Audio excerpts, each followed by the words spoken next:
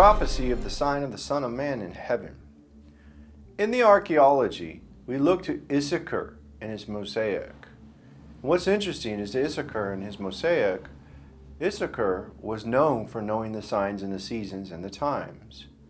Issachar in his mosaic has a Venus conjunction, and it's very relevant to what occurs in the end times. Christ himself says that in the end times there will be signs in the sun, the moon, and the stars.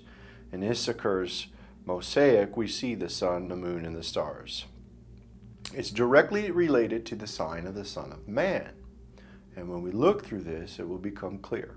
In the book of Luke, chapter 21, verse 25, it says, "And there shall be signs in the sun, and in the moon, and in the stars, and upon the earth distress of nations, with perplexity, the sea and the waves roaring." And unfortunately, the world and their idolatry have taken the things of the signs in the heavens, and they began worshiping the hosts of the heavens, and they began to take the sun, the moon, and the stars, and the hosts thereof, and made them idols and become zodiac occult worshipers of those things. We see that when we look to 2 Kings chapter 23, verse 5. It says, "And he put down the idolatrous priests whom the kings of Judah had ordained to burn incense in the high places in the cities of Judah and in the places round about Jerusalem, them also that burned incense unto Baal, to the sun, and to the moon, and to the planets, and to all the hosts of heaven." The children of Israel, when they went into captivity of Babylon and into Persia, there was a lot of commingling with some of the stuff of the Babylonian zodiacs, which turned into Zoroastrianism. And a lot of that stuff is what the children of Israel got commingled into with the tribe of Issachar, which becomes apparent later as we reveal the tribes of Israel. But the Zoroastrianism is commingling of burning of profane fire and of the zodiac stuff that was done in the time of Babylon. And in the time of Babylon, we see that Daniel the prophet stood upright. The astrologers and so forth of that era, they couldn't through their signs of the sun, the moon, and the stars, give the interpretations and stuff like that. But the prophet was able to do so. In the book of Daniel, 2 verse 48 says, "And the king made Daniel a great man and gave him many gifts and made him rule over the whole province of Babylon and the chief of the governors over all the wise men of Babylon." And this continued on with Daniel being influential over the wise men of Babylon, even into the Medo-Persian Empire after Babylon was sacked. Daniel had discipled the people to know about the signs of the time of the Messiah, and also knew of the signs of the sun, the moon, and the star. Daniel chapter 9, verse 1 and 2 says, "In the first year of Darius, the son of Ahasuerus, the seed of the Medes, which was made king over the realm of the Chaldeans, in the first year of his reign, I, Daniel, understood by the books the number of the years, whereof the word of the Lord came to Jeremiah the prophet, that he would accomplish 70 years in the desolation of Jerusalem." So Daniel knew by the time of the way of the scriptures how long it would be for captivity, and they knew by the signs of the sun, the moon, and the stars how many days, years, and months it would be. They knew by the signs. And I'll give an explanation of this. In the Hebrew calendar, there's a cycle of 12 months. And in the first month, it would be Nisan. And this is the beginning of the vernal equinox. And then it would go over, and then it would become the summer solstice. And then after which, it would become the autumn equinox. And then it would be the winter solstice in the 12 months of the 4 cycles of the moon of 30-day months, split up by 3 months of 30 days each. And this is the spring, summer, autumn, and winter. And Daniel knew by the number of the days through the astrology. Obviously, the sun and the moon gave the times and the seasons. You would know how many moons for how many months. And that would give you the amount of days by the span of the time that was told by the prophecy of 70 years. And Daniel discipled his men who knew about the signs in the sun, the moon, and the stars. Matthew chapter 2, verse 1 and 3 talks about the Magi who came from the east who were influenced by Daniel knowing the time of the Messiah. Now when Jesus was born in Bethlehem of Judea in the days of Herod the king, behold, there came wise men from the east to Jerusalem, saying, Where is he that is born King of the Jews? For we have seen his star in the east, and are come to worship him. You ask, how is this relevant? What is the star of the east? Daniel told the wise men where to go to meet Christ, right? Christ is that bright morning star Venus, 3 wise men, which are likened unto 3 stars. And they saw the Venus conjunction at the time that it was to appear according to the years and the number of the years that Daniel said would occur. That you would see that star and the 3 wise men would come. And this is what happens when those alignments occur, is the 3 stars would align with Venus. And that is symbolic of the 3 wise men coming to Christ. And this is how this is going to be fulfilled in the end in the same like manner, but in a different way. Genesis chapter 1 verse 14 talks about the signs of the seasons in God's plan. Genesis chapter 1 verse 14 says, And God said, Let there be lights in the firmament of the heaven to divide the day from the night, and let them be for signs, and for seasons, and for days, and years.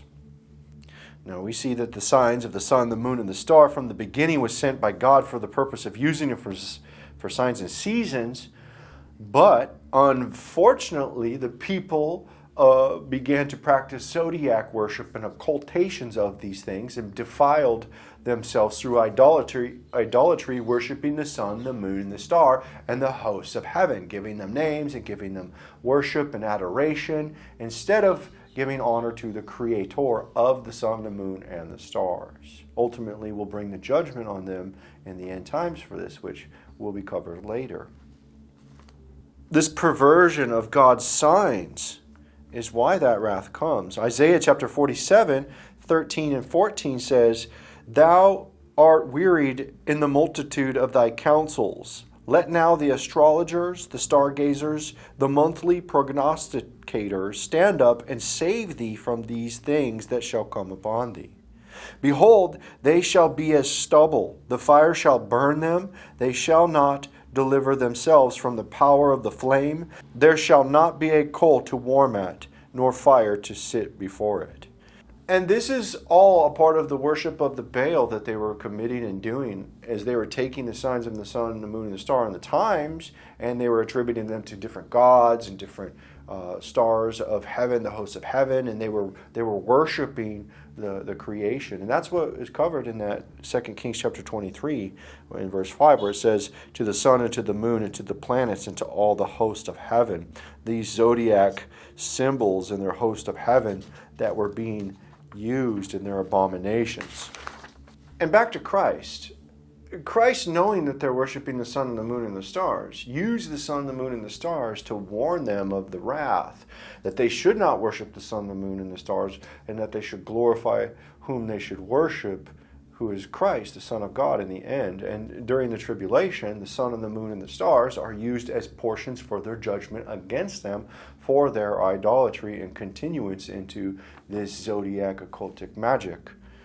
Revelation chapter 8 verse 12 says, And the fourth angel sounded, and a third part of the sun was smitten, and a third part of the moon, and a third part of the stars, so as the third part of them was darkened, and the day shone not for a third part of it, and the night likewise. This warning continues to come about the sun, the moon, and the stars through this, that they should give God glory. Revelation chapter 6, verse 12 and 13 says, And I beheld, when he had opened the 6th seal, and lo, there was a great earthquake, and the sun became black as sackcloth of hair, and the moon became as blood, and the stars of heaven fell unto the earth, even as a fig tree casteth her untimely figs when she is shaken of a mighty wind. This is what Christ is warned about in the end, about the signs of the sun, the moon, and the stars being used as a warning to them. In the book of Matthew, chapter 24, verse 29 and 30 says, Immediately after the tribulation of those days shall the sun be darkened, and the moon shall not give her light, and the stars shall fall from heaven, and the powers of the heavens shall be shaken. And then shall appear the sign of the Son of Man in heaven. And then shall all the tribes of the earth mourn, and they shall see the Son of Man coming in the clouds of heaven with power and great glory. So we see that it is after the warnings have been given during the tribulation, with the sun, the moon, and the stars being used as portions for their judgment, that the Lord strips the heaven of their glory, that the sun will not shine, the moon will not give her light, and the stars of heaven will fall. And it will be black. And the only thing that will be left is what Christ says in that verse following about the sign of the Son of Man in heaven will appear. And what sign is that? We see the sign of the Son of Man when we look to what occurs when Christ descends from heaven.